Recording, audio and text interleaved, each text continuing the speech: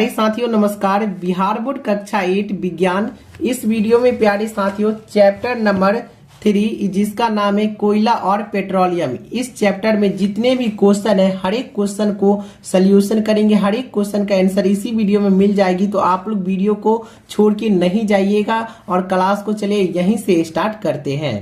चलिए question number 1 को solve करते हैं। क्वेश्चन नंबर 1 क्या पूछ रहा है, देखिए सीएनजी और एलपीजी का ईंधन के रूप में उपयोग करने के क्या लाभ है। देखिए आप लोग यहाँ पे पहले क्वेश्चन को समझ लीजिए, इसके बाद इसका आंसर को नोट कीजिएगा, ठीक है। तो यहाँ पे क्वेश्चन क्या पूछा कि सीएनजी और एलपीजी ईंधन जो है ना उनका उपयोग करने से हमें क्या लाभ मिलते हैं, ठीक है। और एक बात और बता देते हैं आप लोग को, आप लोग वीडियो को अंत तक देखिएगा, वीडियो को बिल्कुल छोड़ के नहीं जाना है और कॉपी कलम को निकाल लीजिए। हर एक क्वेश्चन के साथ आप लोग को आंसर भी लिखते चलना है, ठीक है। वीडियो को रोक लीजिएगा, नहीं तो स्क्रीनशॉट ले सकते हैं, ठीक है। तो चलिए क्वेश्चन नंबर 1 का आंसर देखते हैं।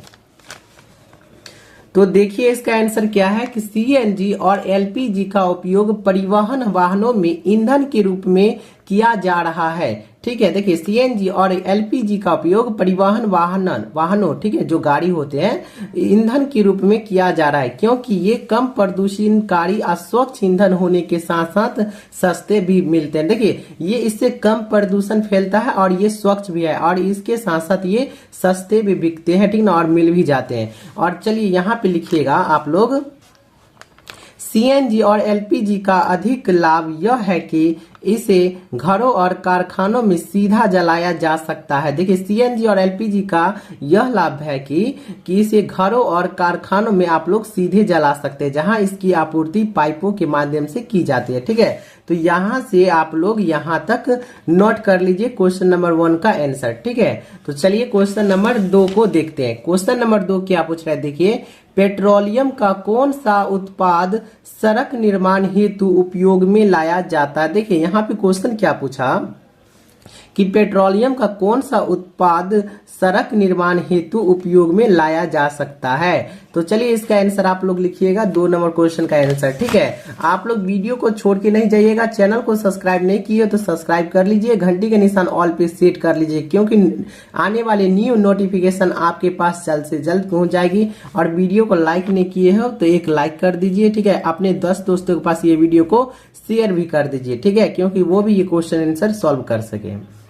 तो चलिए क्वेश्चन नंबर 2 का आंसर नोट कीजिएगा कि आजकल पक्की सड़कों के निर्माण में कोलकाता, ठीक है, स्थान पर एक पेट्रोलियम उत्पाद बिटुमेन का प्रयोग किया जाता है। देखिए क्वेश्चन नंबर 2 का आंसर क्या बोला, देखिए आजकल पक्की सड़कों के निर्माण में कोलतार के स्थान पर एक पेट्रोलियम उत्पाद बिटुमेन का प्रयोग किया जाता है, ठीक है। तो इस यहाँ से लेके यहाँ तक इसका आंसर 2 नंबर का लिख लीजिएगा, ठीक है। तो चलिए क्वेश्चन नंबर 3 को देखते हैं।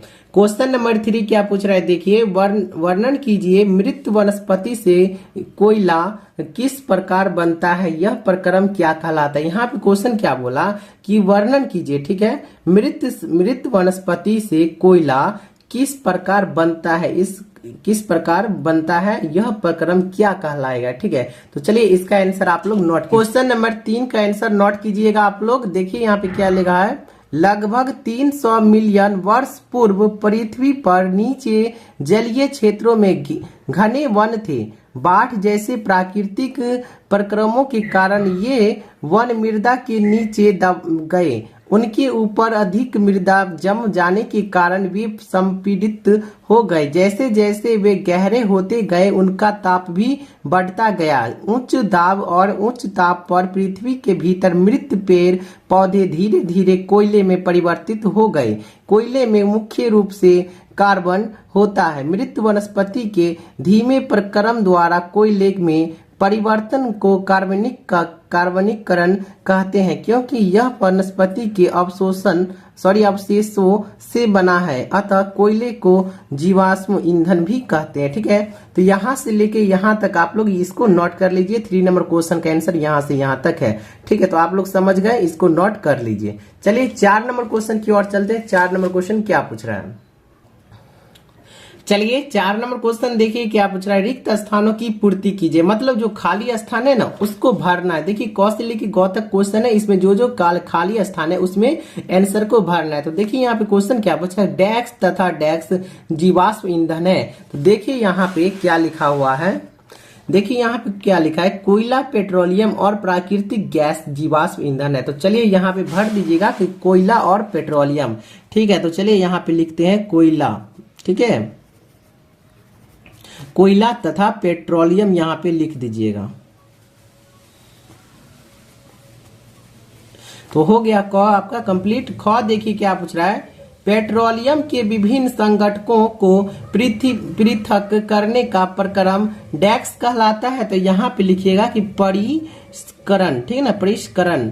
चलिए ये भी आपका कंप्लीट। चलिए क्वेश्चन नंबर 4 का ग देखते हैं। ग क्या पूछ रहा है, देखिए वाहनों के लिए सबसे कम प्रदूषण ईंधन डैक्स है। देखिए वाहनों के लिए सबसे कम प्रदूषण ईंधन कौन सा होगा, देखिए पेट्रोलियम नहीं है, सीएनजी गैस है। ठीक है, तो सीएनजी यहाँ पे लिख दीजिएगा क्योंकि वाहनों के लिए सबसे कम प्रदूषण गैस है। ठीक है, तो आप लोग वीडियो को लाइक नहीं किए हो तो प्लीज जल्दी से जल्द लाइक कर दीजिए, अपने दोस्तों के पास ये वीडियो को शेयर भी कर लीजिए, चैनल को भी सब्सक्राइब करके एक लाइक कर दीजिए। ठीक है, वीडियो को छोड़ के नहीं जाना, वीडियो को अंत तक देखना, हर एक क्वेश्चन का आंसर इसी वीडियो में मिल जाएगी। ठीक है, तो चलिए 5 नंबर क्वेश्चन देखिए क्या पूछ रहा है, निम्नलिखित कथनों के सामने सत्य असत्य लिखे।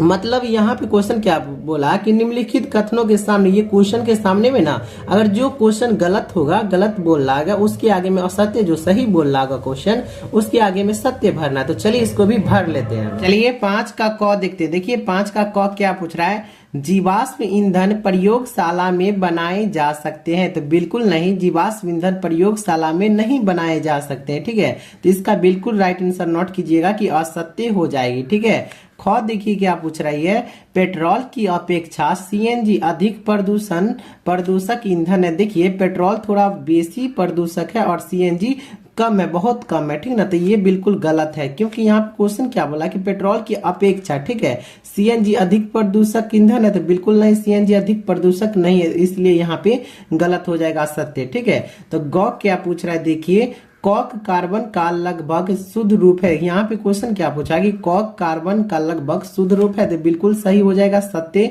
चलिए घ देखते हैं क्या पूछ रहा है, कॉल तार विभिन्न पदार्थों का मिश्रण है। तो बिल्कुल सही हो जाएगा इसका सत्य। रॉक क्वेश्चन देखिए क्या पूछ रहा है, मिट्टी का तेल एक जीवाश्म ईंधन नहीं है। देखिए यहाँ पे क्वेश्चन क्या बोला कि मिट्टी का तेल एक जीवाश्म ईंधन नहीं है। तो बिल्कुल इसका हो जाएगा असत्य क्योंकि मिट्टी का तेल एक जीवाश्म ईंधन है। ठीक है ना, तो यहाँ पे नहीं बोला इसलिए ये गलत हो जाएगा असत्य। चलिए 6 नंबर क्वेश्चन देखिए क्या पूछ रहा है, समझाइए जीवाश्म ईंधन समाप्त होने वाले प्राकृतिक संसाधन क्यों है। देखिए यहाँ पे क्वेश्चन को बताना है कि समझाइए, समझाना भी है कि जीवाश्म ईंधन समाप्त होने वाले प्राकृतिक संसाधन क्यों है। तो चलिए इसका आंसर आप लोग नोट कीजिएगा और वीडियो को अंत तक देखिएगा, हर एक क्वेश्चन का आंसर मिलेगी। आप लोग चैनल को भी सब्सक्राइब कर लीजिए। ठीक है, चलिए 6 नंबर क्वेश्चन का आंसर लिखिएगा यहाँ से कि कोयला और पेट्रोलियम जीवाश्म ईंधन है। मृत जीवों के ईंधन में परिवर्तन के लिए लाखों वर्ष का समय लग जाता है। दूसरी ओर इसके ज्ञात भंडार कुछ 100 वर्ष और चलने वाले हैं। ठीक है, तो यहाँ से लिखिए, यहाँ तक लिख लीजिएगा। उसके बाद लिखिएगा कि इसके अतिरिक्त इन ईंधनों का जलना वायु प्रदूषण का प्रमुख कारण है। ठीक है, तो चलिए यहाँ से लेके यहाँ तक आप लोग 6 नंबर क्वेश्चन का आंसर नोट कर लीजिएगा। ठीक है, तो चलिए 7 नंबर क्वेश्चन की ओर चलते हैं। तो चलिए 8 नंबर क्वेश्चन का आंसर लिखिएगा कि पेट्रोलियम का निर्माण समुद्र में रहने वाले जीवों से हुआ था। ठीक है, जब यह जीव मृत हुए उनके शरीर समुद्र में पैदे में जाकर जम गए और फिर रेत तथा मिट्टी की सतह द्वारा ढक गए। लाखों वर्ष में वायु की अनुपस्थिति, उच्च ताप और उच्च दाब ने मृत जीव को पेट्रोलियम और प्राकृतिक गैस में बदल दिया। पेट्रोलियम खारे पानी की तुलना में हल्का है, इसीलिए इस पर तैरता है। ठीक है, तो यहाँ से लेके यहाँ तक 8 नंबर क्वेश्चन का आंसर नोट कर लीजिएगा। चलिए 9 नंबर क्वेश्चन की ओर चलते हैं।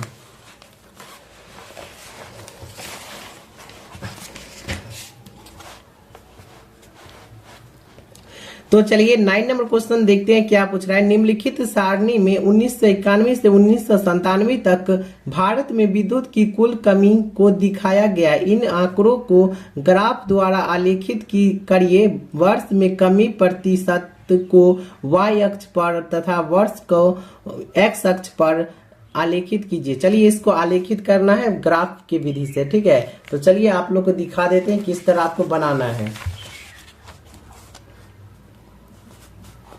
तो यहाँ पे देख लीजिए किस तरह ग्राफ बनाए हैं। इसी तरह आप लोग वीडियो को रोक के इसको नोट कर लीजिएगा, बना लीजिएगा, ठीक है। तो चलिए मिलते हैं अगले वीडियो के साथ।